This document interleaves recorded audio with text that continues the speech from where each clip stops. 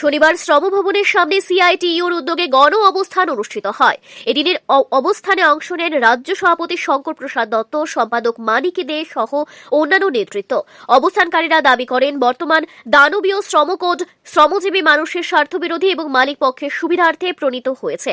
বক্তারা জানান, শ্রমিকদের অধিকার হরণকারী শ্রমকোড বাতিল করতে হবে এবং মালিক পক্ষের স্বার্থবাহী উদারবাদী এই কোড বাতিল করা উচিত।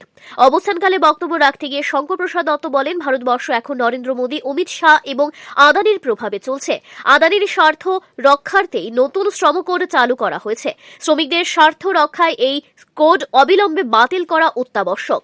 অবস্থানটি ঘনভূত উপস্থিতি এবং স্লোগানের মাধ্যমে দেশের শ্রমিকদের প্রতি সরকারি নীতি এবং শ্রম কোডের বিরোধিতা তুলে ধরেছে। যে কোনো রাস্তার দুপাশে যান, যে কোনো নগর সভ্যতা করে তোলার ক্ষেত্রে কারা হাত লাগিয়েছেন? শ্রমিকরা হাত লাগিয়েছেন। আজকে শ্রম দিচ্ছেন যে শ্রমিকরা, তারা নগর সভ্যতা করে তুলেছেন। সমাজ সভ্যতার অগ্রগতির ক্ষেত্রে এই শ্রমিকরা ভূমিকা পালন করেছেন। গোটা দুনিয়াকে সুন্দর করার জন্য শ্রমজীবী মানুষরা গুরুত্বপূর্ণ দায়িত্ব পালন করেছেন।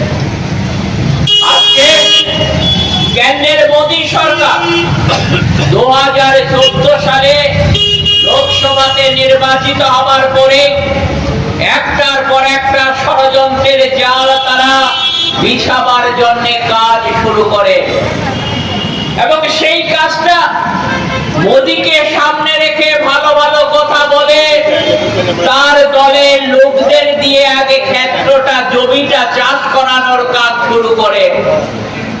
আমরা 2014 সালে লোকসভাতে থাকার সুবাদে একজন সাধারণ সদস্য হিসেবে সেখানে থাকার সুবাদে লোকসভার ভেতরে মোদীর যে দল বিজেপি, সেই দলের এমপিরা শ্রমজীবী মানুষের পক্ষে কথা বলেন না বিপক্ষে কথা বলেন, এটা আমাদের দেখার সুযোগ হয়েছে।